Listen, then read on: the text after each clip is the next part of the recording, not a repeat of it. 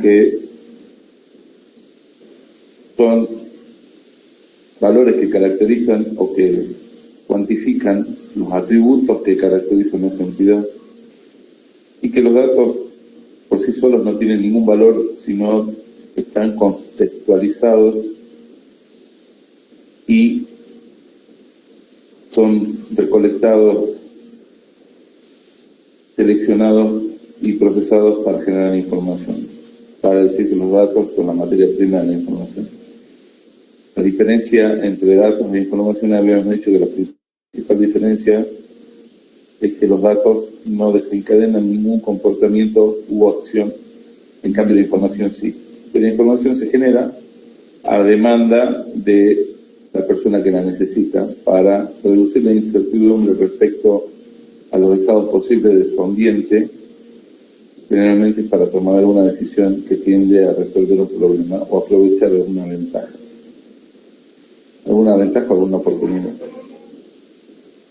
Dijimos que la información es un recurso, hoy en día quizá el más valioso donde pueden contar las organizaciones, y que la información como recurso tiene que ser administrado como tal, entendiendo que su generación tiene un costo y que esos costos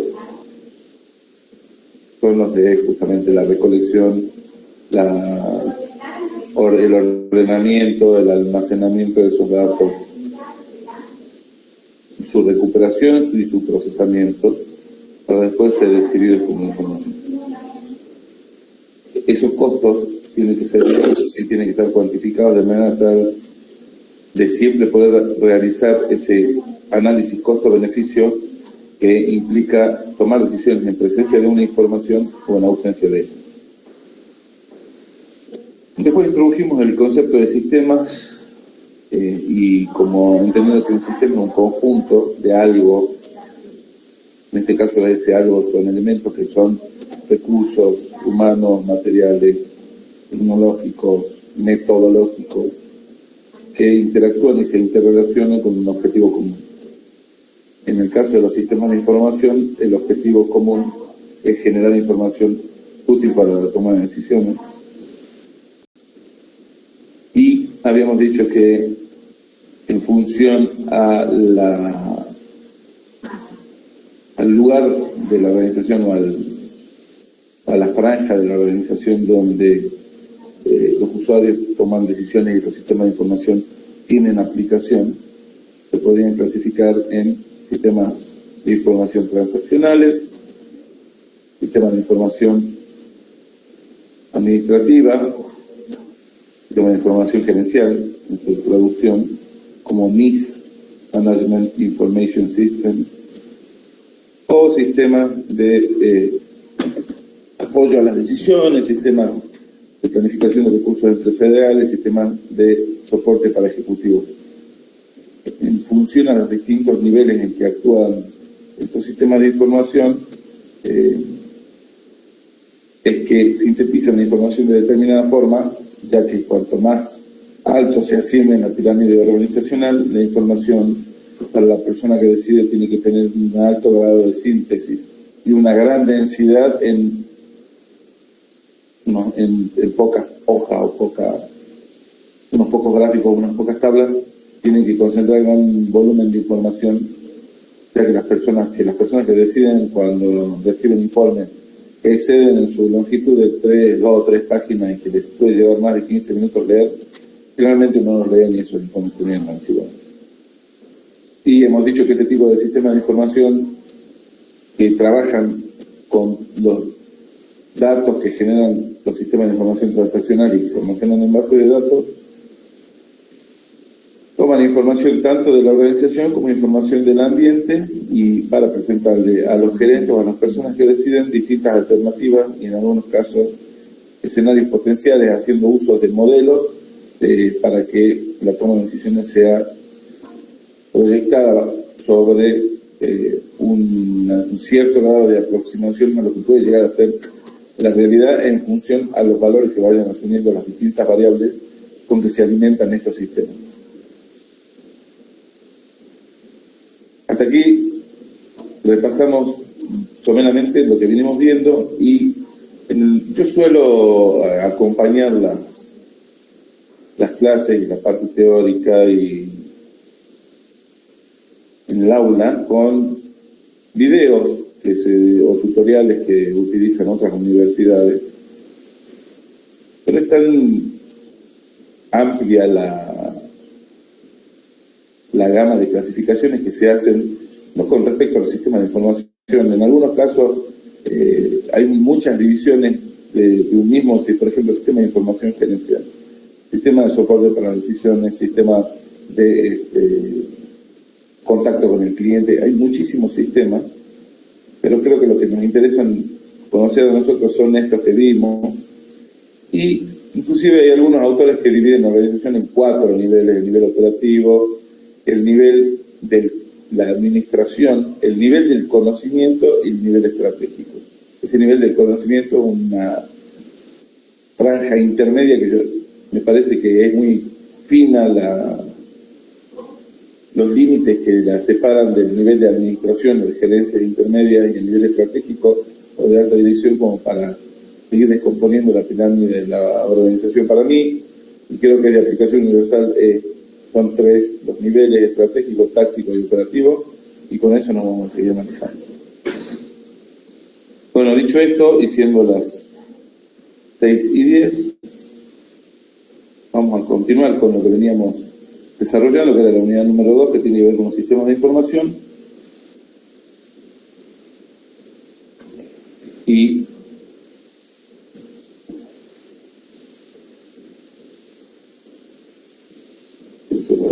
Profe, buenas tardes. Sí. Le quería avisar y agradecer por haber esperado. Pasa que estaba en mi trabajo y me iba a conectar desde ahí y me quedé sin luz, entonces tuve que volver a mi casa. No es nada, Lucas. Gracias. De nada. Bueno, hasta ahora venimos viendo, y en alguna parte de la clase anterior vimos los distintos usos de la tecnología informática con respecto a los sistemas de información, pero básicamente esta relación se estableció en querer mostrar, o pretende visualizar, cómo los enfoques han ido evolucionando conforme la tecnología los fue permitiendo. Siempre, yo esto es un concepto que hice mío, pero no sé si no recuerdo dónde lo vi o lo escuché por primera vez, creo que hace muchísimo. Pero creo que la evolución de todas las cosas siempre ha respondido a una necesidad de estar mejor, y que esta necesidad de estar mejor puede haber sido superar el frío. Por eso se inventaron el abrigo, el fuego, la rueda se inventó para facilitar el transporte de objetos pesados. Creo que todas las cosas que evolucionaron en la humanidad obedecieron a una necesidad básica de estar mejor. Y de esa misma forma fue evolucionando la tecnología informática y paralelamente los sistemas de información.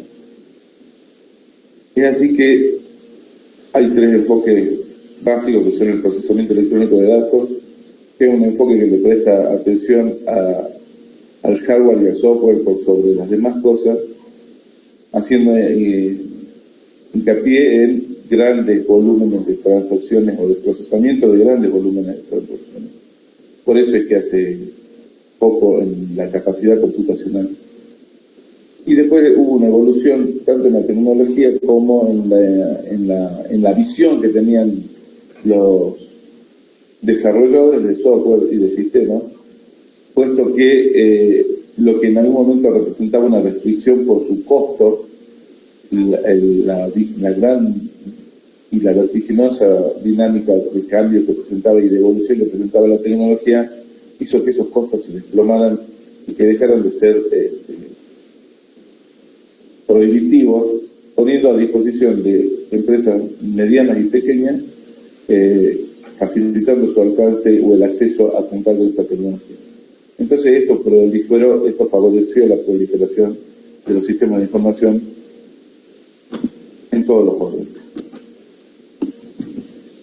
Consecuentemente con ello ha evolucionado también la idea de que no solamente lo importante no era el sistema de computación en el que se cuente, sino la calidad de los sistemas de información con que se trabajaban, y la información empezó a ser considerada como una ventaja competitiva con respecto a los competidores, pero esencialmente un recurso esencial que permitía adaptar la organización a su entorno, lo que le garantizaba al menos su supervivencia.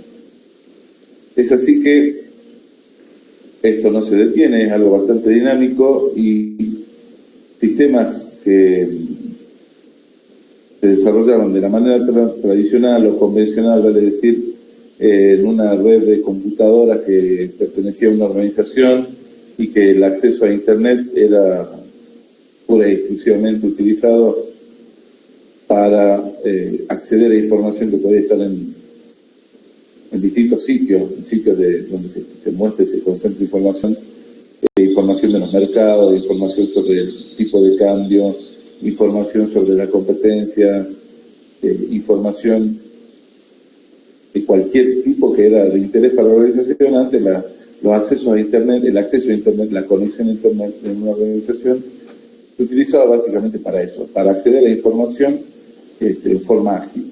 Y también para empezar a comunicarse las empresas utilizando algunas tecnologías que se utilizan sobre Internet y son características de ellas, como por ejemplo el correo electrónico. Esta dinámica, esta evolución, bueno, eso fue hace no más de 6, 7 años atrás, y ha evolucionado tan dinámicamente que hoy prácticamente todas las organizaciones tienen infraestructura de sistemas basados en Internet.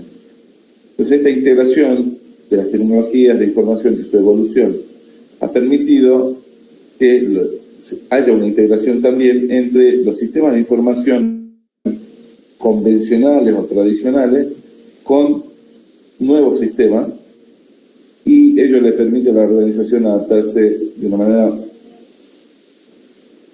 más rápida, en algunos casos para obtener una ventaja competitiva, y en otros casos para sobrevivir. Hoy, por ejemplo, aquellas empresas que, cuando hablo de hoy, me estoy refiriendo a nuestra situación sanitaria actual, y que si hoy bien se parece mucho a la normalidad, habrán notado un gran cambio en la forma que tienen y que han tenido a lo largo de este año que pasó muchas organizaciones de poder funcionar, y que gracias a eso, en algunos casos, algunas empresas han marcado una ventaja superlativa con un crecimiento que nadie esperaba. Hablo, por ejemplo, de Mercado Libre y todas aquellas empresas que tenían su comercio estaba basado justamente en Internet, han tenido un crecimiento exponencial, mientras las que no, en las que estaban sujetas o seguían con su forma tradicional de operar, han visto amenazada su supervivencia y han tenido que hacer grandes esfuerzos para mantenerse activos. Entonces, esta integración de las tecnologías de la información en los sistemas de información ha permitido justamente esto, dotar de flexibilidad a las organizaciones, accediendo a tecnologías como la de Internet, que hoy mueve el mundo y que por mucho tiempo va a ser, digamos, una constante. Lo ven ustedes en la evolución misma de las criptomonedas, de todo lo virtual ha cobrado una relevancia que antes no la tenía, y que tampoco nadie imaginó que iba a ser con esta velocidad y con esta exponencial crecimiento que viene manifestando. Entonces, entre las tecnologías a partir de las cuales se integran sistemas convencionales con sistemas nuevos, podemos encontrar los sistemas web. Aquellos sistemas web son aquellos sistemas que están desarrollados, pensados para trabajar o ser accedidos a través de un navegador. Y como ustedes a través de un navegador acceden a una página cualquiera que se les ocurra y probablemente acceden a información de esa página, de la misma manera los sistemas web que acceden desde cualquier dispositivo móvil, no quiere decir computadora, pero sí cualquier dispositivo móvil, generalizando esto a través de una página de un navegador, de una dirección de un navegador. ¿Sí? Arquitectura consiste en uno o más servidores. Existe la idea de servidor virtual como si fuera un solo servidor, pero en realidad son muchos equipos interconectados y que comparten el esfuerzo de procesamiento y ponen a disposición la información del usuario independientemente del lugar donde este usuario se encuentre y del momento en que esté haciendo uso o esté accediendo a ese sistema. Es así que empresas que tienen sus centros operativos en distintos lugares del mundo, ese sistema tiene que estar disponible las 24 horas porque seguramente el uso horario de los distintos países no siempre es el mismo y los sistemas web tienen esta característica de tener una disponibilidad 24 por 7 por 365.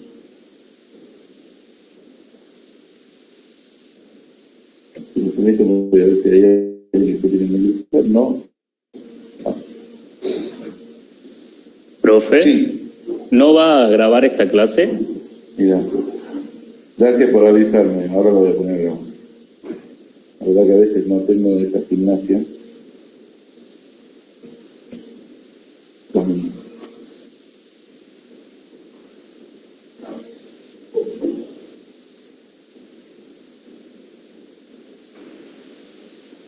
¿Quién hizo la recordación, el recordatorio? Yo, profe. Juan. Bueno, gracias, Juan. No. La verdad que como empalmé después del resumen, como terminó el resumen y empalmé derecho, la verdad que se me pasó de grabarla, ahora le vamos a poner a grabar. Y esta parte segunda de grabación, desde lo que vimos en la clase anterior, va a ser la que se suba completando la plataforma a lo que ya se encuentra en el aula virtual. Bueno, entonces dijimos que la integración de las tecnologías de información y los sistemas de información ha permitido que haya sistemas que trabajaban de la manera convencional y sistemas tradicionales que coexistan e inclusive se fusionen con nuevas formas de trabajar y que son sistemas basados generalmente en tecnología web, lo que le permite adaptarse al contexto de manera más fácil y sencilla. Los sistemas web son aquellos que pueden ser accedidos a través de un navegador.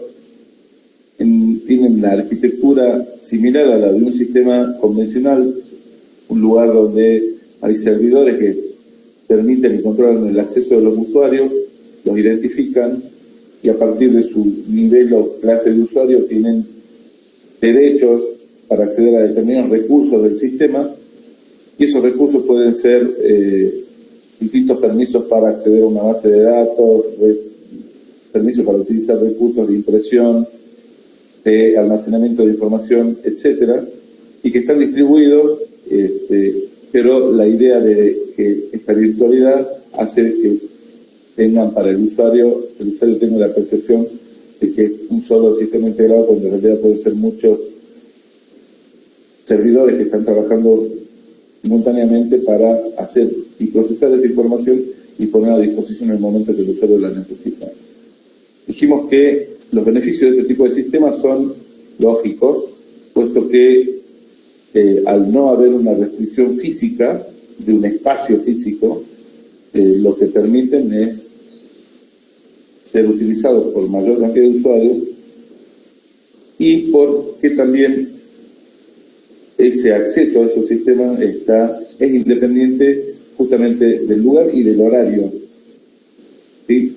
Vale decir que el principal beneficio es la independencia de ubicuidad y de horario de acceso. Otro de los beneficios es que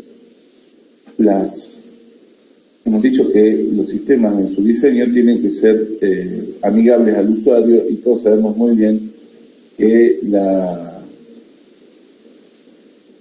visibilidad o la visualización o los diseños que hoy tienen las páginas web y los sistemas del entorno web no son ajenos a esto, tienen un diseño de interfaz mucho más eficiente y amigable con los usuarios lo que hace que su uso no sea algo rechazado ni no genere ningún tipo de resistencia a su uso. También dijimos que este sistema se puede extender globalmente en vez de permanecer en el entorno local, y el ejemplo ha sido en este tiempo de pandemia, un ejemplo que conocemos todos y creo que todos podemos ser usuarios de ello, el del Mercado Libre, que ha visto crecer sus utilidades, el valor de sus acciones en la bolsa donde cotiza, han crecido de una manera extraordinaria, y ha marcado una gran diferencia con todos los demás competidores de la misma actividad y en el mismo rango. ¿Ustedes tienen conocimiento? ¿Qué es lo primero que se les viene a la cabeza cuando decimos que sistemas en el entorno web?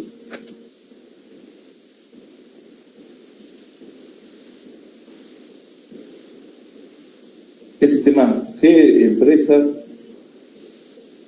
instituciones, no tan solo tienen que ser empresas, se le ocurre pensar que tienen sus sistemas implementados en el entorno web? Google con Drive. Google Drive, sí, es una empresa, sí, obviamente que presta servicios. Algo más cercano, más ¿Puede familiar. ser la página de la AFIP para la facturación electrónica? La página de la FIP, sí, por supuesto que son sistemas basados en web. Esto es lo que estamos haciendo ahora. Exactamente, la educación a distancia, esta educación no presencial es un claro ejemplo de adaptarse y superar las restricciones, en este caso, de la situación sanitaria para poder... la universidad y la educación no va a desaparecer, pero para poder continuar operando, ¿no? Esto se llama disponibilidad. Pero, Fe, ¿puede ser la página de la facultad? O en todo caso el lujo virtual.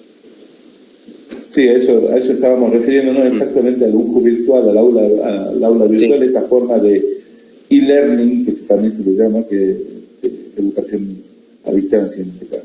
Porque en esto, que tanto docente como alumno estemos recibiendo en la misma provincia, es circunstancial. Yo podría estar dictando esta clase o alguno de los alumnos tomándola en otros lugares muy distantes. Y eso es lo que hace, y esa es la independencia de ubicuidad. Y en algunos casos, en este caso, en la clase particular no, porque es una clase que está dictándose en este momento, pero al ser grabada se puede acceder al mismo contenido en otro momento distinto, asincrónico, por así decirlo. Muy bien los ejemplos. Y el otro beneficio, y que como lo dice acá las organizaciones, no conocen cuál es el valor verdadero de sus datos, no vendría a ser un beneficio, sino que esto debe haberse escapado de algún lugar, no lo vamos a tener en cuenta. Pero básicamente los beneficios de los sistemas web es la independencia en la ubicuidad y la temporalidad en el acceso y la disponibilidad que tienen los usuarios para acceder a los sistemas de información. Otro de los casos, y el que estábamos hablando recién del Mercado Libre, como ejemplo de integración de las tecnologías de la información en los sistemas de información, es el comercio electrónico. El comercio electrónico, creo que todos han tenido alguna experiencia, no sé si habrán realizado alguna vez una compra o no, pero seguramente alguno de todos ustedes en alguna oportunidad ha accedido a un comercio electrónico que tiene su catálogo y tiene su carrito de compras y tiene sus ofertas y sus promociones, sus formas de pago, sus plazos de entrega, y donde el usuario se comunica con el comercio a través de un intercambio de mensajería electrónica y se realiza y puede realizar una transacción de manera completa y segura. Esto es lo que se define como e-commerce o comercio electrónico, que son sistemas que montados sobre redes informáticas y particularmente Internet, permiten la creación de un mercado virtual. En este mercado virtual existen, obviamente, como en todo mercado, oferta y demanda. La oferta está dada por el comercio que ofrece justamente sus productos o servicios, y la demanda por parte de los clientes, y que en este mercado virtual se pueden, tanto el cliente como el comerciante puede negociar una transacción y cerrarla a través de una conexión. Esta conexión tiene que permitir que toda operación sea realizada en forma segura y confidencial, y el pago generalmente se realiza utilizando pasarelas de pago o acceso a banca electrónica como e-banking, y en todo este proceso de negociación existen intercambios de mensajes entre el cliente y el proveedor, intercambio de documentos, información de logística donde se pacta la forma de entrega, el plazo de entrega, el costo de envío, etc. ¿Alguien de toda la audiencia, alguien no hizo alguna vez una operación de comercio electrónico?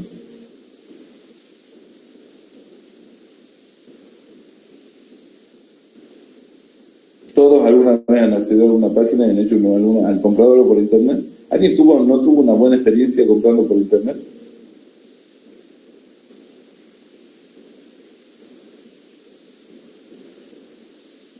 Bueno, asumo que no, entonces, ante el silencio. Pero bueno, la proliferación del comercio electrónico ha sido en gran parte consecuencia de que los usuarios han perdido el miedo a operar por internet, que en algún momento fue difundido por los que operaban tradicionalmente o comerciaban de la manera tradicional, diciendo que las operaciones o las transacciones que se realizaban a través de internet eran inseguras, que se podían sufrir robos de identidad, robos de tarjeta, operaciones fraudulentas, etcétera. Eso naturalmente existe, pero tiene que ver con el descuido o el desconocimiento por parte de los usuarios sobre las cosas que hay que tener en cuenta para poder determinar que una página es original, es segura, y ese tipo de fraude también no están exentos de la forma tradicional. Pero el hecho del avance en la seguridad de los sistemas ha sido el factor que ha determinado que el crecimiento del comercio electrónico, por una parte, y por otra parte la necesidad, como decía recién, la situación de crisis hizo que no se pudiera circular, que no se pudiera, un negocio que tuvieron que cerrar, los horarios de funcionamiento restringidos. Eso también las dificultades en los transportes ha dificultado que los negocios que tienen venta al público tengan disponibilidad de productos, y una serie de factores que son consecuencia de esta situación sanitaria, que ha hecho que el comercio en su forma tradicional se haya visto amenazado en su subsistencia, y el comercio electrónico haya crecido de una manera que haya superado todas las expectativas, hasta de los más optimistas.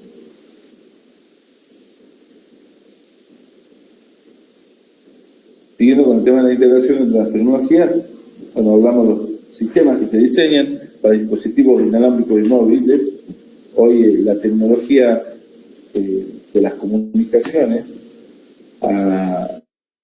en lo que tiene que ver con la capacidad en el crecimiento de los anchos de banda y de la transmisión de datos, que permiten no tan solo traficar datos inherentes a las operaciones básicas, sino también datos de redundancia, de encriptación y de chequeo de operaciones que tienen que ver con la seguridad, ha hecho que proliferen los sistemas que se ejecutan en dispositivos inalámbricos y móviles. Cuando hablamos de estos tipos de sistemas, hablamos de aquellos que se diseñan para su uso en smartphones, tablets y cualquier dispositivo que responda a la descripción de dispositivo móvil y que se conecte en forma inalámbrica, vale decir, no local. ¿Sí? Si yo puedo conectarme a través de un cable, lo más probable es que esté conectado a una red local, En cambio, la conectividad inalámbrica es la que también le da una independencia en la ubicuidad de donde está el dispositivo. Estos tipos de sistemas han proliferado proporcionalmente a cómo ha evolucionado la tecnología de comunicaciones, que ha permitido integrar voz y video, mensajería de texto también, y correo electrónico en redes que se consideran, de acuerdo a su ubicación, como intranets o extranets. Las intranets son aquellas redes propias de la organización a través de la cual se pone a disposición del usuario información y acceso a su sistema, información propia de la organización, y que se conectan, son accedidas a través de conexiones a través de un navegador. Una intranet es una red local de una organización a la cual se utiliza tecnología de Internet para su acceso. Y la extranet es una red amplia en su sentido figurado, en la cual se integra la red propia de la organización con la de sus proveedores y en algunos casos con la de sus clientes, accediendo directamente a algunas partes de esas redes foráneas, accediendo de manera transparente y segura, obviamente a partir de coordinación entre las distintas áreas del sistema de las organizaciones, de clientes y de proveedores, que habilitan el acceso, siempre cuidando las medidas de seguridad, para que la información de la red de uno esté disponible para los otros y viceversa. Y otra de las características o de los desarrollos o de las evoluciones que tuvieron las tecnologías informáticas tiene que ver con el software de código abierto, y que es un fenómeno, me gustaría llamarlo un fenómeno que surge a partir de un cambio de filosofía o de mentalidad del mundo de los programadores, donde la concepción de que los programas fuentes que forman una aplicación,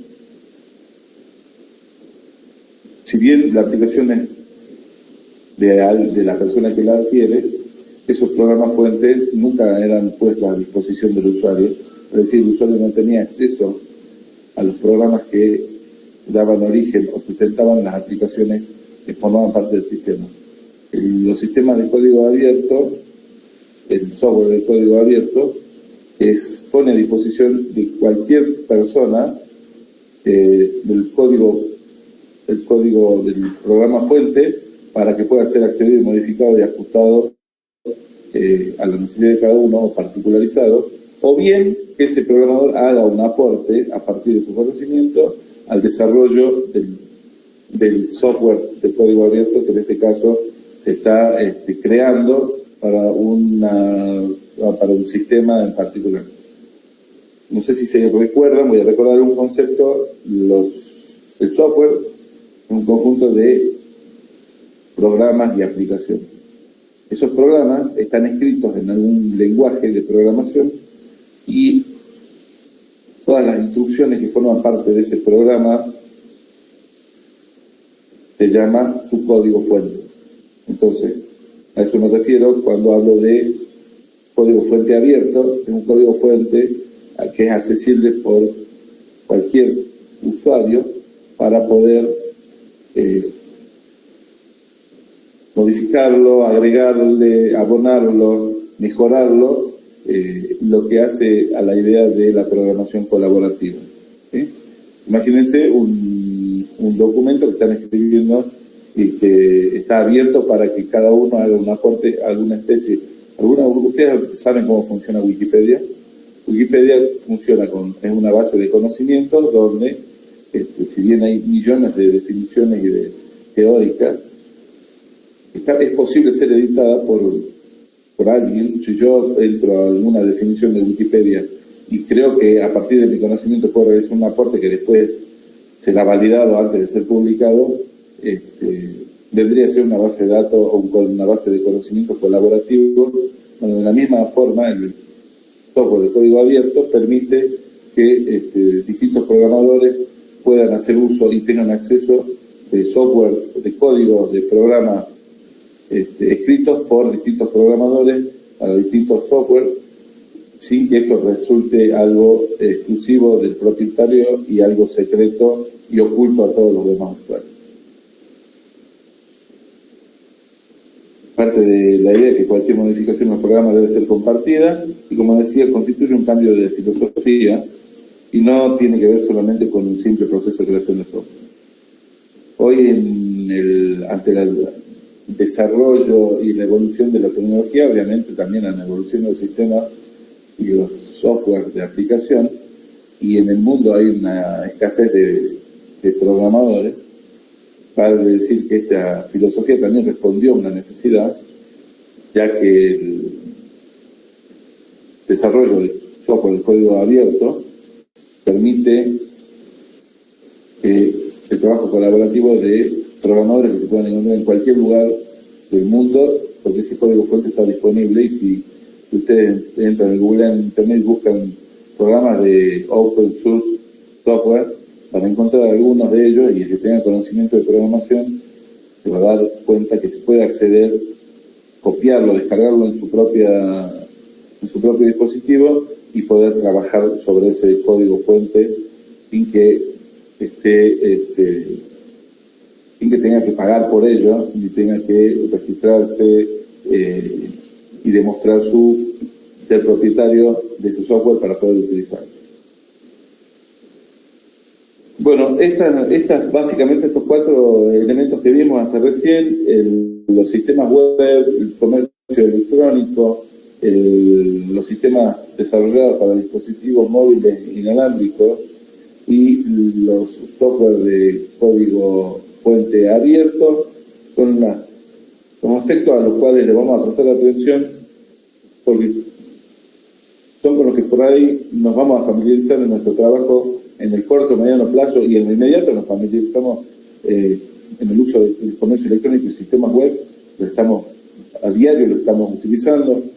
Antes, la gestión de turnos para trámites de administración pública o trámites bancarios, había que ir al banco o seleccionar el turno mediante un operador por teléfono. Hoy todos esos accesos a los sistemas se hacen vía Internet, y esos son sistemas web, y se pueden descargar aplicaciones para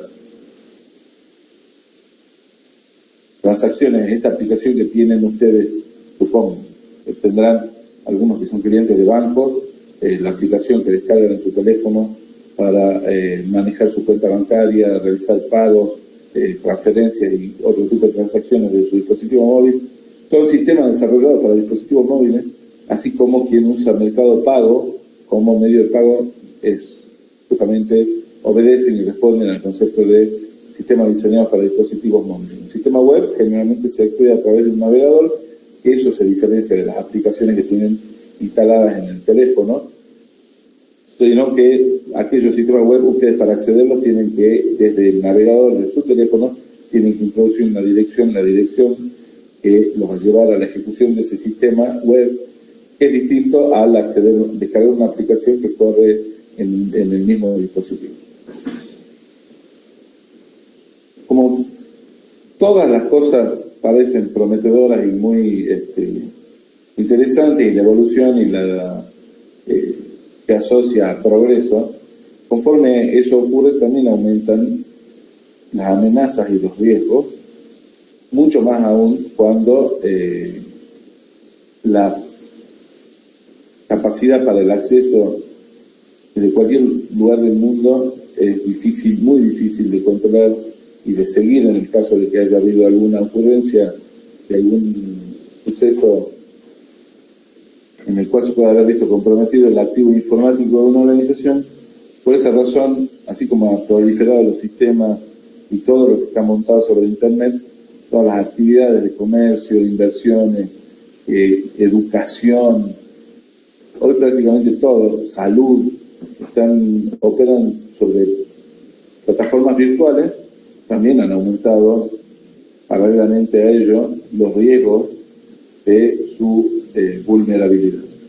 Entonces es necesario que introduzcamos si hablamos de sistemas de información y de evolución de tecnologías que permiten integrar sistemas de información tradicionales con otras formas nuevas de realizar las cosas, también tenemos que poner énfasis en la necesidad de contar con mecanismos de seguridad que protejan estos sistemas de información contra este tipo de vulnerabilidades. Entonces,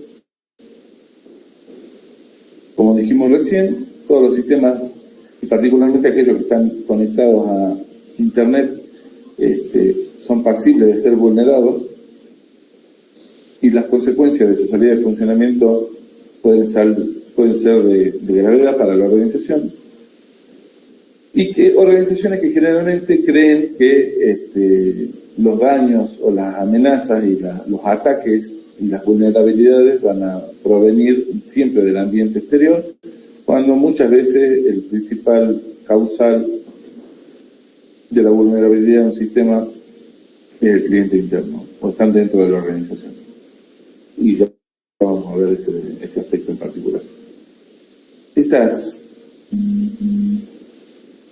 amenazas o vulnerabilidades que presentan los sistemas de información obedecen a una falta de conciencia por parte de los ejecutivos, primeramente, puesto que al no tener un gran conocimiento sobre la informática, sus aplicaciones y su evolución, tampoco conocen el potencial riesgo que corren los sistemas de información y en mayor medida aquellos que están implementados sobre o utilizan tecnología de Internet para funcionar. Las organizaciones no conocen cuál es el verdadero valor de sus datos.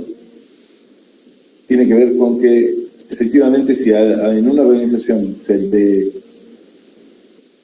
pide información respecto al valor que le asignan a sus datos, no a su activo informático, no a su equipamiento o plataforma de hardware sobre la cual se implementan sus sistemas, sino efectivamente a los datos útiles para la generación de la información que utilizan para funcionar y sobre la cual deciden, no existe una organización que haya hecho un estudio serio de este aspecto en particular.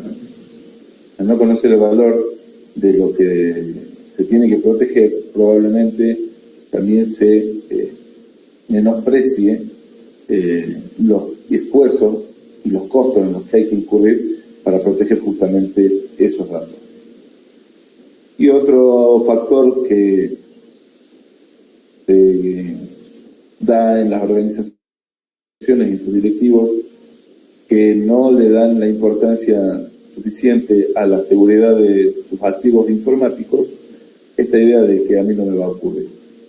Y creo que no tan solo es una definición aplicable a personal de dirección de las organizaciones, sino también a usuarios, ¿no? Algunos de ustedes, supongo, y cuando digo algunos de ustedes, supongo porque yo fui uno de ellos, de esas personas que dijo, no, bueno, a mí no me va a pasar. Y en el momento menos pensado, un corte de luz y de interrupción en la energía de mi computadora, de mi notebook, hizo que mi disco rígido tuviera un desperfecto y perdí información de años de trabajo por no tener un backup, un respaldo de esa información, no tenerla duplicada en algún otro lugar, quizá en un sitio web, no haber tomado las previsiones del caso, justamente detrás de la idea de, bueno, a mí no me puede ocurrir, a mí no me va a pasar. Bueno, esa idea es la que hace que muchas de las ocurrencias de vulnerabilidades y contingencias se produzcan a partir de no tomar las medidas de protección de los activos informáticos de una organización, de una persona.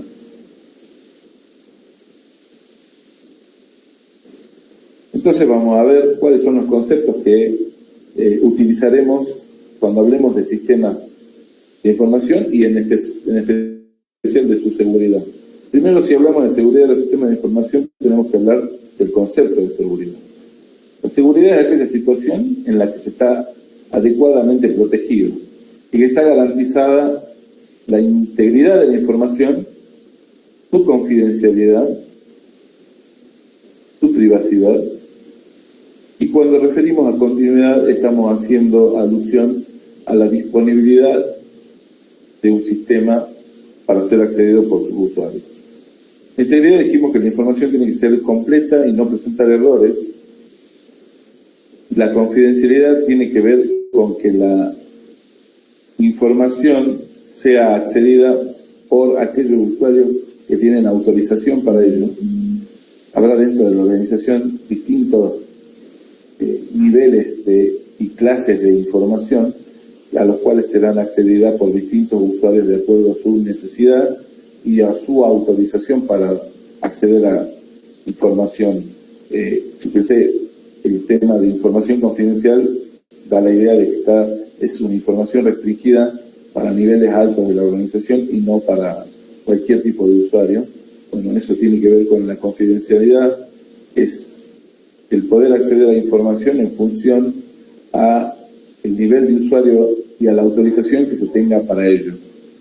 Y la privacidad es básicamente lo mismo que la confidencialidad. En algunos textos, cuando hablen o vean el tema de seguridad de los sistemas de información, van a encontrar que confidencialidad y privacidad están unidos en un solo concepto, que es confidencialidad. La privacidad es aquella información confidencial, pero que hace referencia a datos personales de algún agente de la organización, ¿sí? Privacidad y confidencialidad básicamente es un concepto que se utiliza indistintamente, pero la diferencia radica en que la privacidad de la información es porque contiene datos personales de alguien, ¿sí? Pueden ser clientes, por ejemplo, una información confidencial puede ser la nómina de sueldos de una organización. A mí no me inquieta, no quiero que todo el mundo sepa cuánto cobra el empleado que trabaja al lado, para evitar cualquier tipo de reclamo, lo que sea. Entonces, esa va a ser una información confidencial. Y quizá dentro de esa misma información confidencial de recursos humanos, sí va a ser una información que se tenga que resguardar el aspecto de la privacidad, aquella que tenga que ver con los datos de contacto de los empleados, ¿sí? Como su número de teléfono, su domicilio, su correo electrónico, datos que hacen a la privacidad justamente de las personas. Entonces, confidencialidad y privacidad pueden ser conceptos que se utilizan de forma distinta, pero en realidad existe una diferencia, que tiene que ver con eso. Y la continuidad, en otros textos pueden ustedes ver que la seguridad busca proteger o busca garantizar la integridad, la confidencialidad y la disponibilidad.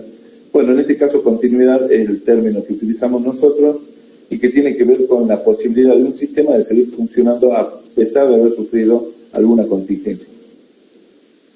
¿Sí? En resumen, la seguridad es la situación en la que se está adecuadamente protegido y que está garantizada la integridad, la confidencialidad, la privacidad de la información y la continuidad, que es la posibilidad de seguir operando por parte del sistema a pesar de haber surgido alguna contingencia. Otro concepto es la sensitividad, en la cual la organización tiene que definir qué información requiere protección especial.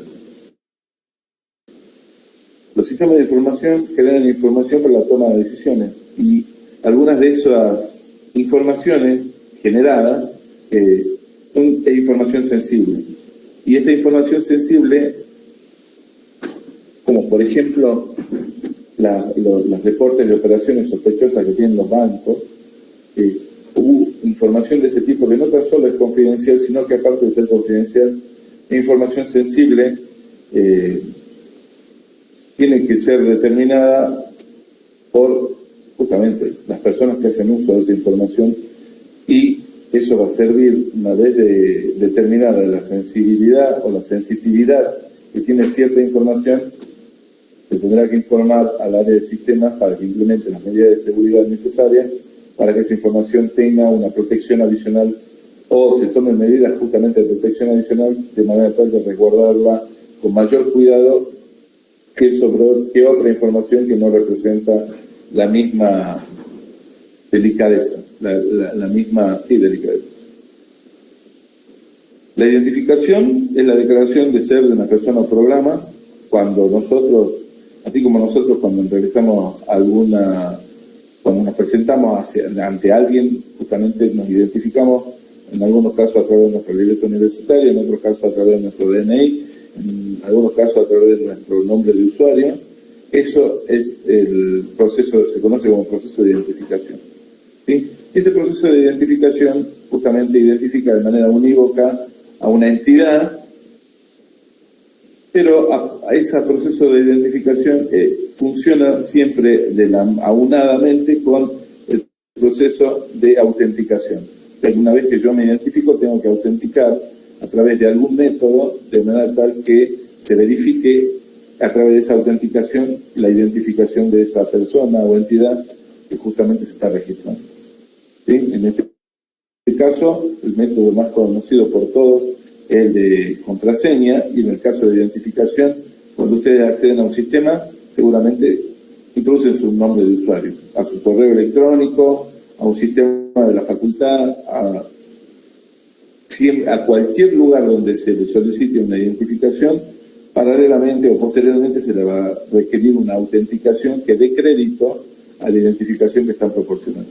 Generalmente, como les decía, es a través de contraseñas, pero existen muchos métodos de autenticación, como el controles biométricos, como por ejemplo las huellas digitales, la retina, el iris del ojo, o quizá a través de algún dispositivo, como puede ser una tarjeta.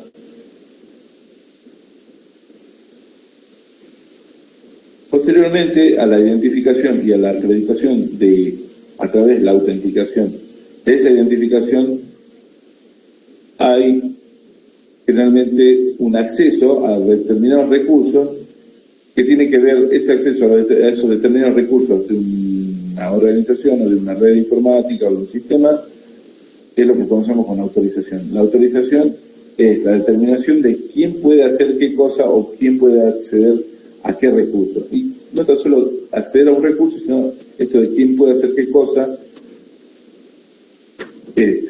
forma parte de la autorización. Y un claro ejemplo de eso es que en esta misma aula virtual accedemos todos, tanto ustedes como nosotros los docentes, accedemos mediante el mismo mecanismo de autenticación y de identificación. Nos identificamos a través del nombre de usuario, nos autenticamos a través de una contraseña. Una vez validada el acceso a esa identificación y esa autenticación, hay un nivel de autorización. Ustedes pueden acceder a visualizar, descargar, consultar los contenidos del aula virtual, que es quién puede hacer qué. Mientras tanto, el nivel de usuario que tengo yo permite crear, modificar, borrar, ocultar y hacer disponible los contenidos del aula virtual a los que ustedes acceden, ¿vale? Es decir, somos usuarios que ingresamos y accedemos a partir del mismo mecanismo, pero la autorización es la que marca la diferencia en qué puede hacer qué cosa. Definimos cuando hablaba de seguridad, hice alusión al término contingencia, que se puede asumir como una amenaza. Una contingencia o una amenaza son los peligros o los riesgos a los que están expuestos los recursos informáticos. Este tipo de amenazas o contingencias pueden ser ambientales o humanas. Y dentro de las ambientales pueden ser naturales, como por ejemplo la inundación, un incendio, un sismo, quizá la exposición a altas temperaturas sin tener la protección necesaria, etc.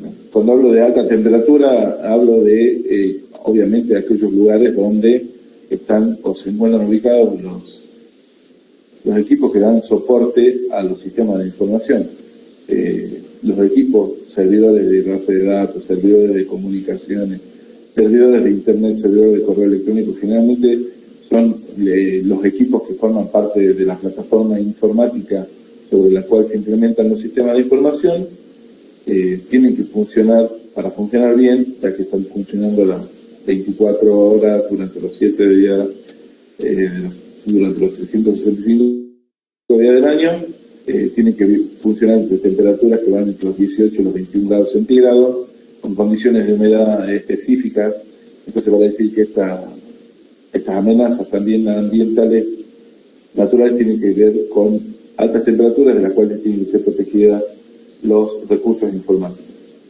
Y también pueden ser causas ambientales operativas que tienen que ver con justamente salidas de funcionamiento o desperfectos en el funcionamiento que tienen que ver con el ambiente. El ambiente me refiero también al ambiente en el cual se procesa los datos para generar información que tiene que ver con la plataforma de hardware, periféricos, software, etc.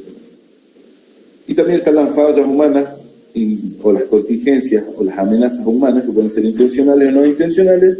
Las no intencionales son personal que tiene que hacer determinado trabajo y no lo hace, o omite hacerlo, o lo realiza de forma errónea, y que tienen que ver con, y cuya consecuencia puede generar un desperfecto en el funcionamiento del sistema. Y las intencionales, que ya son causadas a partir de un estudio previo y una acción decidida de antemano y planificada por parte de algún usuario, como por ejemplo vulnerar una contraseña a través de un software, acceder a información a través de algunos otros programas que permiten justamente decodificar contraseñas o generar trampas para conocer las contraseñas de los usuarios, y otro tipo de artilugios que se utilizan para vulnerar la seguridad de los sistemas de información. Entonces son unas amenazas humanas intencionales, y como dijimos en un principio, los directivos de una organización creen que la seguridad va a estar amenazada por factores exógenos, que las vulnerabilidades o las amenazas están en la conexión a Internet, por eso se invierte grandes cantidades de dinero en lo que es la seguridad, acceso a los sistemas a través de Internet, se ponen firewalls, y se pierde de vista que la mayor cantidad de situaciones de salida de funcionamiento de los sistemas o de hackeo del sistema no han provenido del ambiente externo a la organización, sino que han sido consecuencia de ataques de sus propios empleados. Un empleado disconforme, un empleado enojado, es capaz de causar graves daños. En los lugares donde yo he trabajado, posteriormente a un despido de un empleado o a un cambio de funciones, lo primero que hice ha sido verificar que estén cumplidas y ajustadas todas las medidas de prevención. Me ocupé de que inmediatamente ese usuario se le deshabilite su cuenta de usuario, se le inhabilite el tiempo de los horarios de acceso al sistema, porque es muy sencillo. Me interesa un pendrive en una computadora y que tenga un virus, y que al solo ingresar en una lectora me infecte toda una red y me deje sin funcionar todo el sistema, cosas que han ocurrido y son públicos los casos. Ustedes refieren y buscan en Google, googlean contingencias, salida de funcionamiento del sistema, se van a dar cuenta que muchos, probablemente los que se publicitan más son aquellos ataques de hackers que, por su sensacionalismo, son los que tienen conocimiento público, y probablemente las organizaciones, para preservar su reputación, nunca van a publicar una falla en la seguridad de su sistema, pero en el mundo real la mayor cantidad de sucesos, contingencias y salidas de funcionamiento del sistema obedecen a ataques producidos en el interior de la organización, generalmente por personal que trabaja. Definimos vulnerabilidad como la falta de protección frente a una contingencia. Así como hablamos de seguridad y hablamos de contingencia o amenaza, hablamos de vulnerabilidad como la falta de protección. Las consecuencias serían los daños o pérdidas ante la ocurrencia de una contingencia. Y es aquí donde comenzamos a hablar de las medidas de seguridad, viendo ya, nos habemos familiarizado con los conceptos que vamos a utilizar en este tema. Pasamos a hablar de las medidas de seguridad. Existen medidas de seguridad de tipo preventivo, detectivo y correctivo. Y como su nombre lo indica, las medidas preventivas son aquellas que funcionan antes de que ocurra una contingencia o amenaza, y tiene que ver con medidas que buscan limitar la posibilidad de que la contingencia se concrete u ocurra. Las detectivas son aquellas que, una vez que el sistema ha percibido la ocurrencia de algo que no tiene registrado como normal o como habitual, dispara alguna acción que tiene que ver con una medida correctiva, y que son las medidas correctivas son aquellas que buscan recuperar la capacidad de funcionamiento normal de un sistema ante la ocurrencia de una contingencia. Medidas de este tipo pueden ser las de control de acceso físico, que tienen que ver con justamente el vigilar o el controlar el acceso físico a los dispositivos o componentes de un sistema de información. Vale decir, cuando hablamos de acceso físico, hablamos de acceso a un lugar por parte de una persona, y dentro de ese lugar a un recurso de ese sistema de información, o puede ser un equipo que forme parte del sistema o de la red, un equipo informático, una PC, una notebook, o quizá una impresora, o quizá el acceso a un lugar donde haya un servidor de comunicaciones. Tiene que ver con el control de acceso físico de personas a recursos físicos de los sistemas de información. El control de acceso lógico es el control y la validación que se realiza al acceso a través de algún dispositivo a los sistemas de información en sí mismos.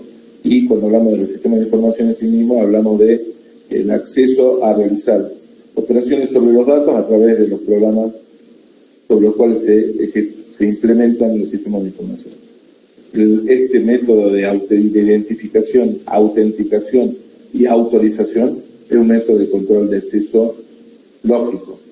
Y ustedes alguna vez han visitado un centro de cómputos, se habrán dado cuenta que el acceso al centro de cómputos, primero que el centro de cómputos está ubicado en un lugar de difícil acceso dentro de la organización. No está no es un lugar de alto tránsito, que por la cercanía transite gente que va a otras oficinas. Generalmente los centros de cómputos están en los últimos pisos o en algún subsuelo, y el acceso físico de una persona al centro de cómputos generalmente es validado con un lector biométrico, se hace un control biométrico a través de la huella digital o de la retina del ojo, o quizá, si no es algo propio de la persona, algo que la persona tiene, como por ejemplo una tarjeta de continuidad o un dispositivo magnético que permite la apertura de una puerta, etc. Ese control de acceso físico.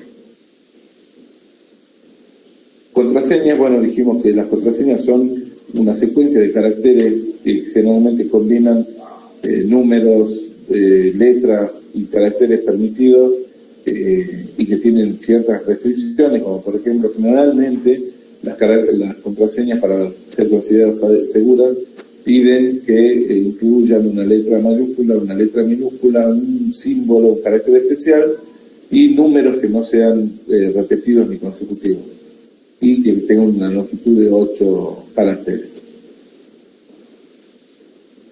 Una pista de auditoría es aquella huella que se va registrando o se va dejando en el funcionamiento de un sistema de información y que permite reconstruir la secuencia de operaciones que han sido realizadas. Por ejemplo, cuando se realizan operaciones de incorporación de datos nuevos, cuando a través de una transacción la organización captura datos producto de una transacción, por ejemplo, producto de una venta, captura todos los datos de esa venta, el código del cliente al que se le hizo la venta, la forma de pago, la fecha, el importe de la factura y todos los ítems que forman parte de la venta, son grabados e incorporados a la base de datos de la organización porque es un ingreso nuevo de datos a esa base de datos.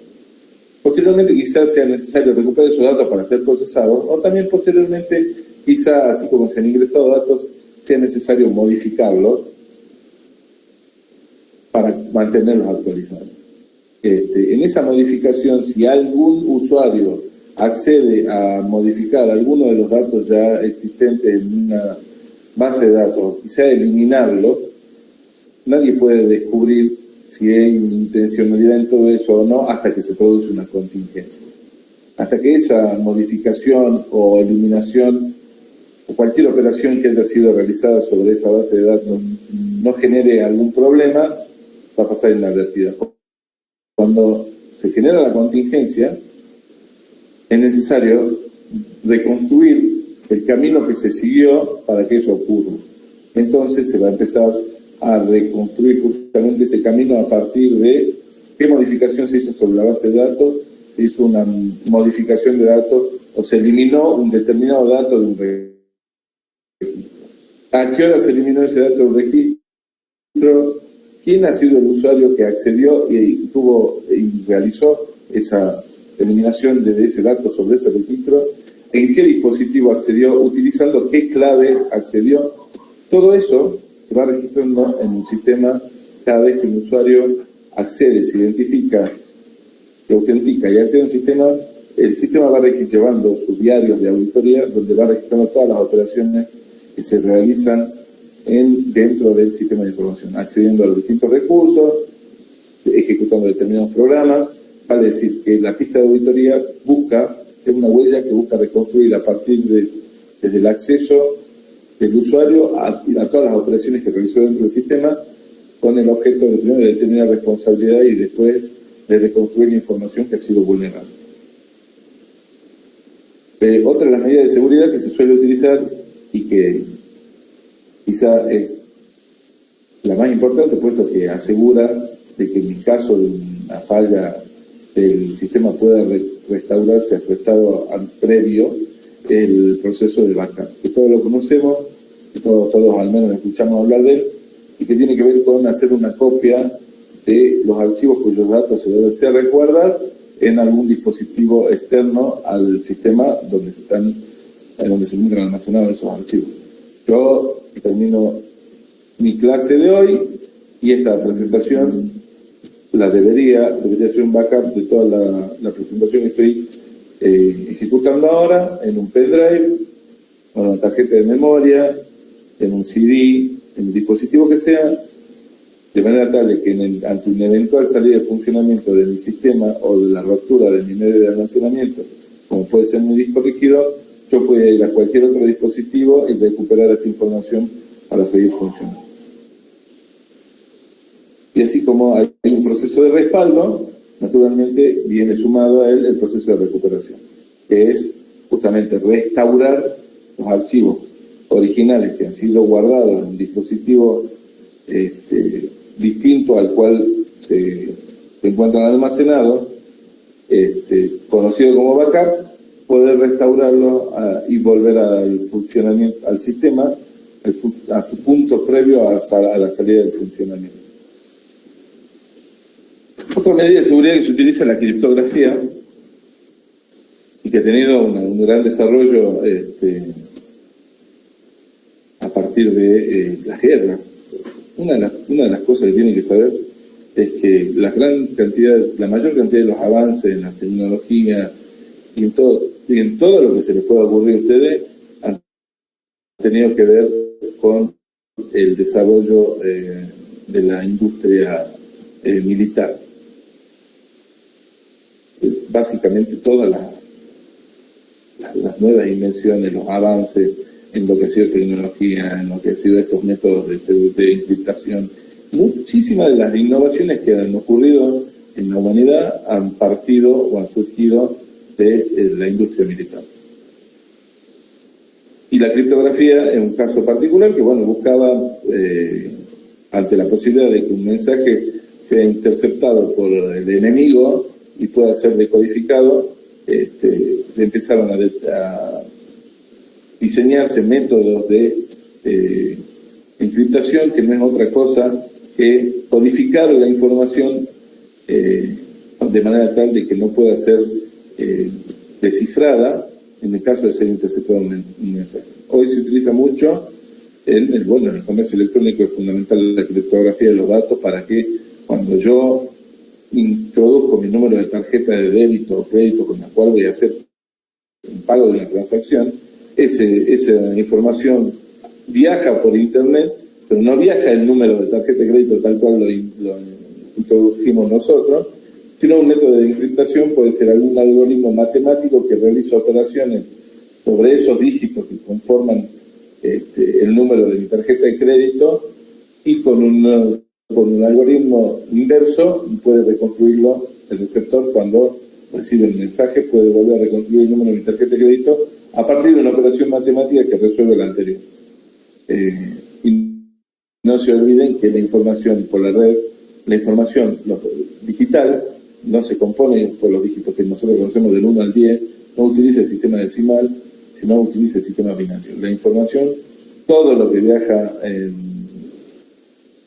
digitalmente, no necesariamente por internet, pero todo el procesamiento digital está realizado sobre sistema binario que son 0 y 1.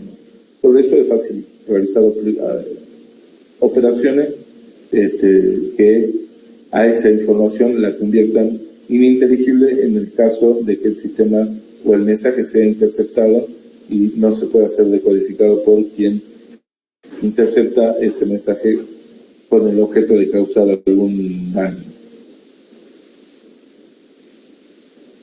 Todas esas medidas de seguridad que se pueden implementar en distintos niveles de la organización y también ante distintos tipos de sistemas van a ser las herramientas que van a utilizar los planes de seguridad. Y todas esas medidas de seguridad que acabamos de ver son las que generalmente existen en todos los sistemas de información que cuentan con una seguridad que los protege y que justamente a partir de el uso de todas estas herramientas cumple el objetivo de preservarlo al sistema protegido en su confidencialidad, en su privacidad, en su integridad y en su disponibilidad o continuidad, como definimos nosotros. Entonces es necesario, cuando tenemos activos informáticos y cuando tenemos sistemas de información y los datos que necesitamos proteger tienen un valor trascendente para el funcionamiento de la organización, es necesario que estas medidas de seguridad no se implementen de una manera errática, sino que tengan un plan de seguridad y que este sea un plan sistemático y metódico que tienda a abarcar la totalidad de los recursos informáticos a ser protegidos. El plan de seguridad es un conjunto de medidas preventivas, detectivas y correctivas útiles para enfrentar los riesgos a los cuales están expuestos los sistemas de información de la organización, en su procesamiento y transmisión de datos.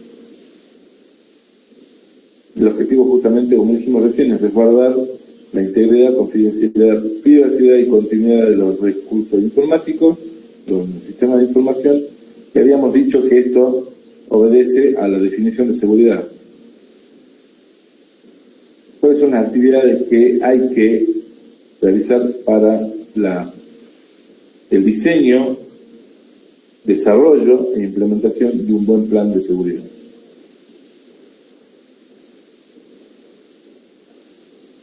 Primero, hay que revisar la seguridad existente. Existen planes de seguridad previos en una organización y dentro de esos planes de seguridad, cuáles son los deberes, para decir los deberes de las personas y de las medidas de seguridad que se tienen que cumplir para garantizar justamente que los recursos informáticos estén seguros, los programas de seguridad y los presupuestos, vale decir, los costos en los cuales se van a incurrir para la implementación de todas las medidas de seguridad que seguramente forman parte de un programa pendientes a cumplir con el objetivo del plan. Hay que identificar naturalmente los recursos informáticos que están expuestos mayormente expuestos a sufrir pérdidas, determinar y cuantificar el valor de estos recursos y el valor y el costo de las consecuencias de su salida de funcionamiento. Hay que identificar, una vez identificados los recursos que son vulnerables y que a la organización le interesa mantener protegidos, puesto que su salida de funcionamiento puede representar costos cuantificables o intangibles también, como pérdida de imagen, no tener disponibilidad por parte de los usuarios y el acceso a su sistema de información. Si hay un sistema de e-commerce, la cuantificación de la salida de funcionamiento del sistema se puede llegar a estimar en la pérdida ocasionada por la cantidad de ventas no realizadas, y hay distintas formas de cuantificar las consecuencias de la salida de funcionamiento de unos recursos informáticos. Una vez determinados los recursos informáticos vulnerables y el costo de su salida de funcionamiento y las consecuencias que esto puede traer, hay que identificar cuáles son los riesgos a los cuales están expuestos y qué son las contingencias. Identificar las vulnerabilidades, cuáles son los puntos débiles que presenta o los puntos por donde el sistema no está protegido o está expuesto a amenaza y por donde puede ser vulnerado. Hay que realizar un análisis de riesgo, cuál es la probabilidad de ocurrencia de esos riesgos. Dentro de la probabilidad de ocurrencia, cuál es el impacto que puede tener ese riesgo en el funcionamiento de la organización.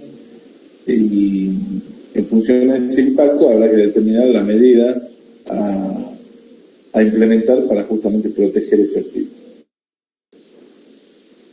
Determinar las consecuencias, es lo que yo hablaba de justamente el impacto de la ocurrencia de una contingencia, evaluar consecuencias económicas y operativas, y una vez que hay un estudio, pues se tiene una idea clara de qué es lo que hay que proteger, por qué hay que proteger y cuánto me cuesta la salida o la no disponibilidad de ese recurso de informático, que puede ser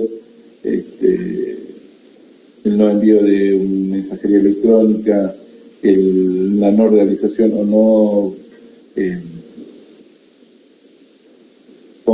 no concretar una venta, el no actualizar una cuenta corriente, las distintas consecuencias que son o que se surgen de la ocurrencia de una contingencia, una vez que están determinadas y cuantificadas y inclusive monetizadas, tenemos una idea de cuánto me va a costar, tenemos que ver cuáles son las medidas necesarias para protegerlo. Una medida, un conjunto de medidas, generalmente las medidas no se toman por sí solas, sino que funcionan con forma de sistema, y se formula una lista que son las medidas de seguridad a asumir para reducir los riesgos. Para cada recurso hay que estimar las pérdidas esperadas, y en función a esa pérdida esperada, estimada, hay que identificar los costos de las medidas de seguridad implementadas. Hay uno de los conceptos esenciales del control que yo utilizo en mi trabajo habitual, es aquello que hay que controlar. El control tiene que estar justificado. Si el control de algo me resulta más caro que la pérdida consecuente de no controlar, bueno, no tiene sentido realizar ese control. Yo voy a gastar más plata en controlar algo cuya pérdida o cuya salida de funcionamiento me va a reportar un costo menor, no tiene sentido controlar.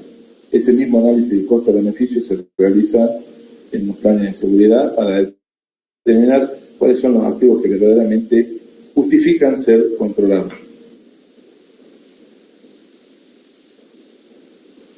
Una vez hecho este análisis del costo de las medidas a implementar, se tiene que seleccionar cuáles son aquellas que se van a implementar dentro de la organización,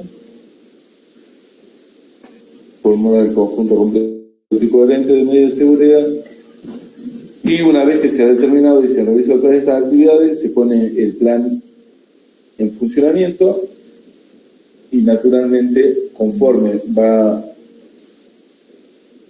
operando la organización, va funcionando y se van produciendo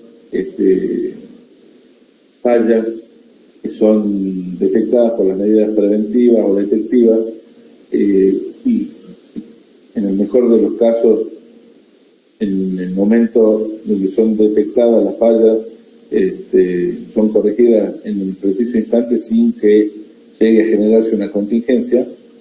También de generarse una contingencia servirá para registrar a través de la pista de auditoría cuál ha sido el rastro o el camino que se ha seguido para que esa falla ocurra, y se han determinado responsabilidades y se ha determinado cuál ha sido la medida de seguridad que ha fallado, si ha fallado la autenticación, si ha fallado el método de autenticación, si las contraseñas que se están utilizando son contraseñas débiles, vale decir que no tienen la robustez suficiente para cumplir con la condición de que es una contraseña segura. Se hará todo ese tipo de análisis. Pero generalmente todos los planes de seguridad se implementan, esto como reflexión, y cuando uno va a una organización, por más serio que parezca,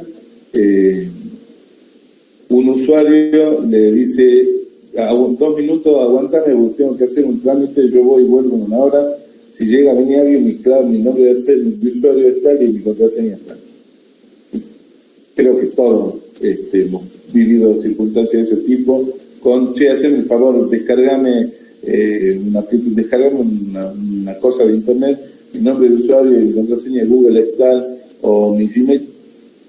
No es raro que los usuarios o distintas personas se faciliten las contraseñas de acceso a determinados dispositivos. No usual entre novios, pareja, etc., amigos, eso sí, los dispositivos están protegidos por patrón, huella, contraseña y todo tipo de medidas de seguridad para evitar que sea vulnerada la privacidad de cada uno. Bueno, un plan de seguridad es lo que prevé el conjunto de actividades preventivas, detectivas y correctivas que buscan que el sistema esté preservado de todas las amenazas y vulnerabilidades que puedan llegar a ocurrir y que determinen una contingencia cuya consecuencia le represente un costo monetario o un costo intangible, como puede ser un costo de reputación, un costo de imagen a una organización. Y posteriormente, paralelamente al plan de seguridad, viene el plan de contingencia. ¿Cuál es el plan de contingencia? Es todo aquello que va a ocurrir cuando el plan de seguridad no funciona. El plan de seguridad no cumplió con el objetivo, ocurrió una vulnerabilidad, generalmente a causa de esto que les comenté recién, el uso de contraseñas, o el decir, bueno, accede vos con mi usuario y mi contraseña y hacer tal cosa, esto de que los usuarios se presten o se compartan el nombre de usuario y contraseña, es generalmente la causa de la mayor cantidad de contingencia y de falla de seguridad en los sistemas de información de una organización. Cuando todo eso falló, hay que tener un plan de contingencia. Es decir, bueno, ahora el plan de seguridad no funciona, ¿ahora qué hago? El plan de contingencia busca devolver al sistema de información a su estado de funcionamiento normal, de la mejor manera y de la manera más ágil, ¿sí? De manera tal que el impacto sea el mínimo posible. Asume que la prevención y la detención ya fueron resueltos, quiere decir que ha fallado. Y el objetivo del plan de contingencia, como decía, es minimizar el impacto del desastre en la capacidad de continuar el negocio y disponer de una rápida recuperación de las operaciones normales.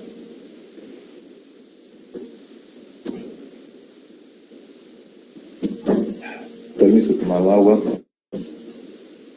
Las actividades que tienen que tener en cuenta el plan de contingencia son, primero, definir el alcance del plan, o sea, hasta dónde, cuando decimos el alcance, definimos los límites de lo que va a abarcar el plan de contingencia, o sea, desde iniciar con las medidas de recuperación hasta poner el sistema en funcionamiento básico, o puede ser hasta poner el sistema en funcionamiento básico y todos aquellos sistemas periféricos que tengan que ver con el sistema de información central, o poner inclusive hasta resguardar y restaurar información para que, en el caso de existir extranet, también vuelvan a ponerse activos y en funcionamiento quizás sistemas que no son propios de la organización, sino que son propios de proveedores o de clientes. Por eso hay que definir el alcance del plan de contingencia. ¿Dónde va a empezar y a dónde va a terminar y qué es lo que va a abarcar? Posteriormente a eso hay que determinar y constituir un grupo de contingencia, que es un grupo de personas que ante la ocurrencia de una vulnerabilidad o de una contingencia van a hacer lo que van a tratar y van a estar, que se van a tener que presentar y van a llevar adelante todas las medidas que el plan de contingencia determine para cumplir con su objetivo de devolverle al sistema su normal funcionamiento. Una vez constituido el grupo, habrá que decir cuáles son aquellas aplicaciones prioritarias a restituir. Si hablamos de un sistema de atención al cliente, cuando hablamos de un sistema de información que incluye atención al cliente, venta, control de inventario, liquidación de sueldo en recursos humanos, la liquidación de sueldo de recursos humanos será quizá el módulo de liquidación de sueldo de recursos humanos, de novedades de asistencia, etcétera, será el último en poner en funcionamiento y quizá el menos importante en relación a la atención al público, ¿sí?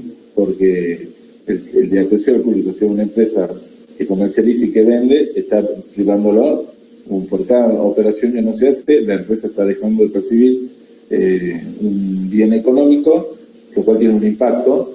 En cambio, los sistemas de información que tienen que ver con la administración de recursos humanos no pueden quizás no tengan un impacto mayor comparado con el que puede llegar a tener la salida de funcionamiento del sistema de venta o del sistema de producción. Habrá que asignar una prioridad a cada una de las aplicaciones que se busca volver a su funcionamiento normal. Una vez determinadas las prioridades, hay que definir cuáles son aquellos procedimientos de recuperación de esas aplicaciones. Seguramente van a haber el proceso de restaurar backups realizados diariamente, va a ser uno de los procedimientos, que es uno de los procedimientos que mayormente se utiliza ante la salida de funcionamiento de un sistema a causa de pérdida de los datos o problemas de integridad de los datos, vale decir que los datos a través de algún virus o algún problema que hubo internamente en algún algoritmo se han vuelto inconsistentes y han sido alterados en su contenido. Inventario y definición de necesidades mínimas de equipamiento. Bueno, bien, hasta ahora estamos viendo cómo volver a hacer funcionar el software, básicamente. Cuando hablamos de aplicaciones hablamos del software, pero también es necesario ver cuál es el equipamiento mínimo sobre el cual puede funcionar un sistema de información. Probablemente si el sistema de información está implementado en una plataforma donde hay un servidor de comunicaciones, un servidor de correo electrónico, un servidor de internet, un servidor de base de datos, y seguramente lo mínimo indispensable va a ser el funcionamiento del servidor de aplicaciones y el servidor de base de datos. A no ser que el sistema sea un sistema web que esté conectado a internet, el servidor de internet podrá prescindirse en un orden de prioridad en la restauración o en su recuperación, y va a ser crítico el servidor de aplicaciones, que es el que pone a disposición de los usuarios todas las aplicaciones sobre las que se ejecuta el sistema, y el servidor de base de datos. Entonces hay que hacer un inventario de cuál es el equipamiento mínimo esencial para devolver el sistema a su estado normal de funcionamiento, y trabajar sobre ello, como así también todos aquellos insumos que utilizan este equipamiento, este conjunto de elementos de hardware y comunicación. Hay que definir los procedimientos de backup y recuperación de archivos, como les decía recién, que generalmente que se utiliza para devolver a su funcionamiento normal las aplicaciones y bases de datos. Hay que determinar cuáles son, con precisión, cuáles son las alternativas al procesamiento durante la recuperación. Mientras todo esto está tratando de volverse a una normalidad, mientras tanto no podemos tener la organización sin hacer absolutamente nada. Porque uno depende de la envergadura de la organización y su dependencia de los sistemas de información, es más complejo cada vez el procedimiento de recuperación ante el caso de contingencia. Entonces, generalmente todas las organizaciones que tienen una alta dependencia de sus sistemas de información tienen duplicados sus centros de cómputo. Por ejemplo, yo les cuento una experiencia personal. Yo trabajo en el Banco de Desarrollo y estoy básicamente vinculado al área de juegos de azar. En el área de juegos de azar, la captura de todas las apuestas se hace en forma automatizada. La captura de las apuestas de la tómbola, cuando ustedes juegan cuando alguien juega al 15, al loto, al brinco, a cualquier juego en una agencia de juegos o en la calle, toda esa captura de apuestas es automatizada y transmitida en forma online a los servidores de comunicaciones y de base de datos que tiene el banco, por parte de la empresa prestadora del servicio. No es un servicio propio, sino es un servicio prestado por una empresa. Y esta empresa tiene una gran inversión en hardware de base de datos y hardware de comunicaciones. Y tienen un centro de cómputo paralelo en cada una de las sucursales del banco. Vale decir que el plan de contingencia de ellos prevé que ante la salida de funcionamiento de cualquier elemento del sistema principal, inmediatamente se pone en funcionamiento el sistema alternativo, que es un sistema gemelo, una infraestructura del sistema gemelo, donde hay un centro de cómputo armado para tal fin y que empieza a funcionar porque a medida que se van capturando los datos, inmediatamente y en tiempo real se van duplicando en el lavado en otro servidor de base de datos. Entonces, tuve un problema con el sistema, nadie se da cuenta, automáticamente se activa el otro sistema paralelo, mientras un equipo de trabajo de contingencia empieza a trabajar tratando de devolver a su estado de funcionamiento normal al esquema o al centro de cómputo principal. Naturalmente, para que este plan de contingencia funcione, no tan solo hay que decir qué es lo que hay que hacer, sino también decir quién lo tiene que hacer y quién es responsable por qué cosa dentro del plan de contingencia. Y eso sería un plan de contingencia hasta el punto anterior, convencional, clásico, tradicional.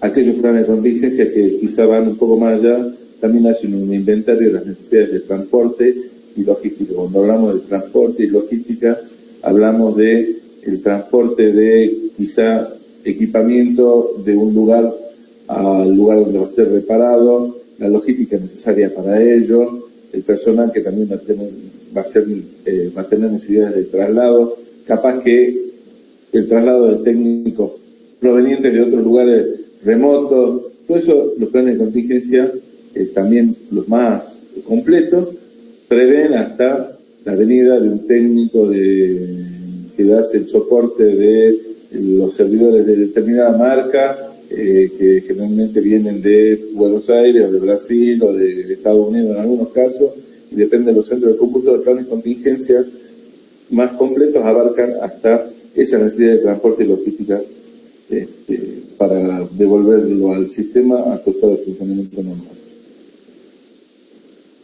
Y bueno, como cualquier, y era lógico, antes de poner a prueba, antes de poner en marcha o implementar un plan de contingencia, habrá que probarlo, ¿sí? Habrá que simular la situación de contingencia de salida de funcionamiento del sistema para ver si en la definición del alcance, la constitución del grupo, la asignación de prioridades a las aplicaciones y todas y cada una de las actividades se han previsto todos y con el grado de detalle necesario y suficiente para que el plan de contingencia funcione.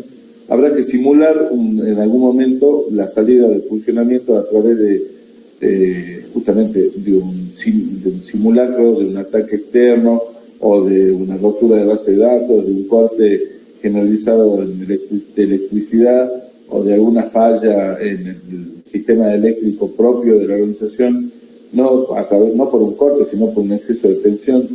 Cualquier puede ser el aspecto a simular que saque de funcionamiento al sistema. Entonces habrá que probar justamente si el plan de contingencia funciona, y en función a esa prueba habrá que revisar y aprobar el plan en el caso de que el plan sea efectivo, o hacer las mejoras que sean necesarias para que el plan cumpla con el objetivo para el cual fue creado. Bueno, eso ha sido el tema de cierre de la unidad 2 del sistema de información. Era necesario hablar de lo que es la seguridad de los sistemas, puesto que conforme las organizaciones se van haciendo cada vez más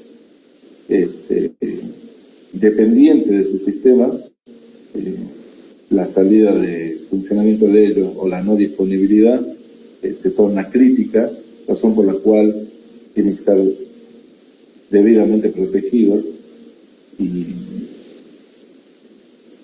y esto se logra a través de la implementación, el diseño, el desarrollo, la implementación de planes, primero de seguridad, tratando que estemos protegidos y que nada de todo lo que pueda ocurrir ocurra, y un plan de contingencia que hay que tener siempre, porque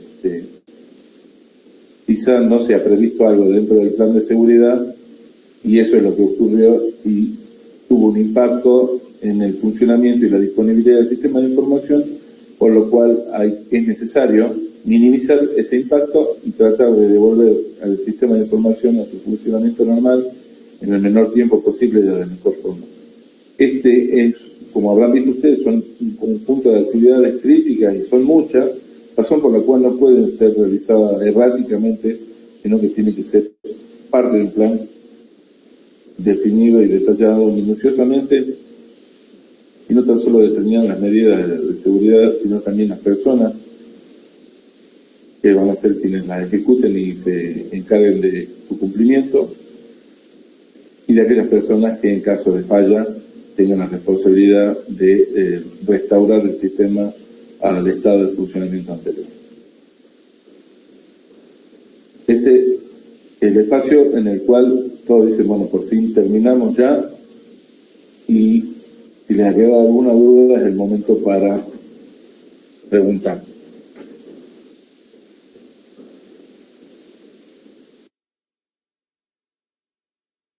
Por mi parte no, profe, quedó claro, gracias.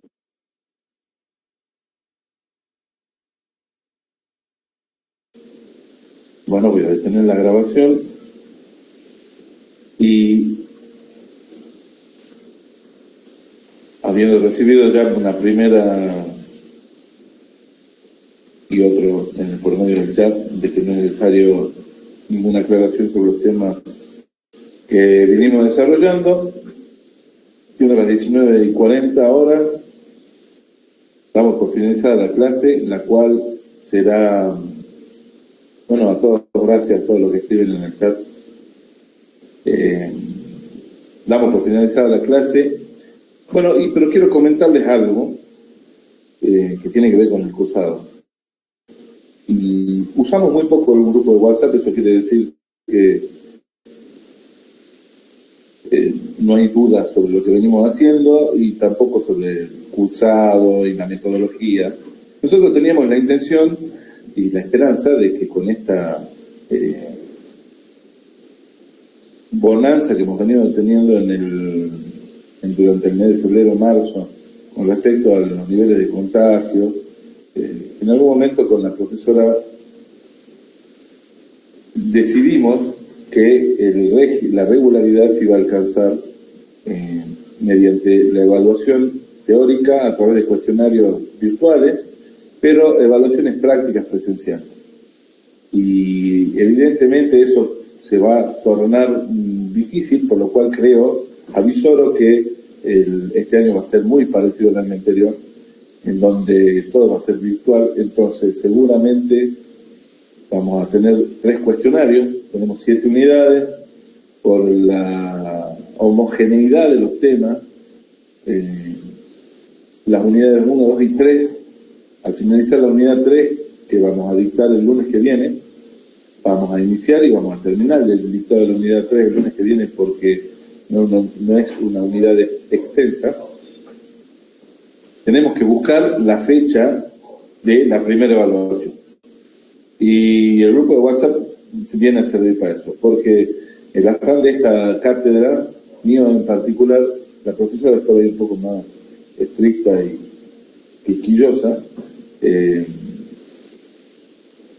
Yo soy de tener muy en cuenta que ustedes, por más que no vengan a la facultad a tomar la clase y estén sentados en el living de la casa o en un lugar quizá más cómodo, no por eso es difícil, no por eso deja de ser difícil y tedioso este tipo de cursado, y que seguramente ahí tiene superposición con otras materias u otras evaluaciones. Así que yo les pido, vamos a ver el calendario, no sé si están viendo la pantalla, mi pantalla. No, profe, no se ve. No ven la pantalla. No, profe, no se ve. Bueno, el próximo lunes es 26. Vayan pensando una fecha que puede ser desde el 27 al 7. Me gustaría que la evaluación teórica sea un día teórico, vale decir que me gustaría que el 3 de abril tengamos la evaluación teórica, la primera evaluación teórica, suponiendo que el 26 de abril voy a dictar la unidad número 3, y el 3 de abril tener la primera evaluación que va a tener forma de cuestionario. El 3 de mayo sería. El 3 de mayo, efectivamente.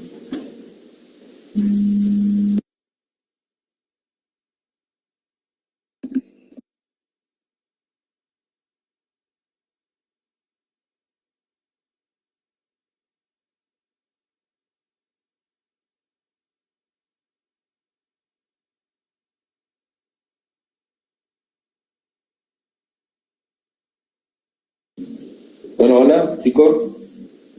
No sé si me perdí algo, profe.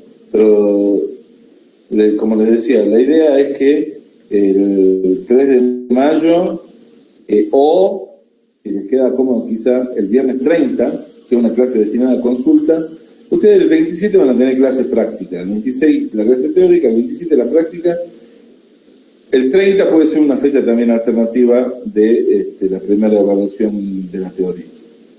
Les cuento que son cuestionarios que no tienen una duración mayor a 40 minutos, 30 minutos generalmente, y consiste en preguntas múltiple opción, selección de alternativas, verdadero o falso, y en algunos casos algún desarrollo. Razón por la cual, como tengo organizadas las otras materias, pueden tomar también el 30 como posible. Particularmente entre el 30 y el 3 me gustaría que se cierre la fecha, a más tardar el viernes 7. A más tardar todas esas primeras semanas de mayo. Así que los dejo para que vean cómo se acomodan en otras materias y van tirando en el chat de WhatsApp, cosa de que lo vayamos ajustando a la conveniencia de la mayoría. ¿Estamos? Sí, profe. Bueno, Sí, profe. listo. Profe, ¿puedo proponer algo, digamos? Sí, claro. Que cada grupo, cosa de que en el grupo de WhatsApp no sea tanto para usted tampoco verificar, digamos, la cantidad de chicos que decidan un día, que cada grupo se organice, como somos 11 grupos, y tiren la fecha. Entonces ya es como más fácil evaluar 11 opciones que la cantidad de que somos. No sé si me expliqué. Totalmente, te explicaste, Juan. Vos querés simplificar representantes por grupo que haga, proponga y resuelva. Te cuento que a mí no me molesta que si escriben 250 millones de mensajes en el grupo. Yo al final de todo eso voy a poner, bueno, al final cuál es la fecha y me contestarán en los últimos 2 o 3 mensajes. No creo que lea todo el desarrollo y las peleas que puedan llegar a tener por la fecha, sino que a mí no me molesta. Si quieren resuelvan como ustedes, mejor les parezca. Yo lo que le estoy dando es la oportunidad de que nos pongamos de acuerdo en fijar la fecha y no ser yo el que le diga es el 3 de mayo a las 18 horas y se terminó, y el que le viene bien, bárbaro, y al que no, joder. Por eso, pónganse de acuerdo, pero manejemos ese rango de fecha, ¿sí? Del 30 al 7. ¿Ok? Bueno, profe, gracias. Sí, profe. Bueno, no siendo para más, chicos, les deseo un lindo final de lunes y buena semana. Chao, profe, gracias. Gracias. Hasta luego.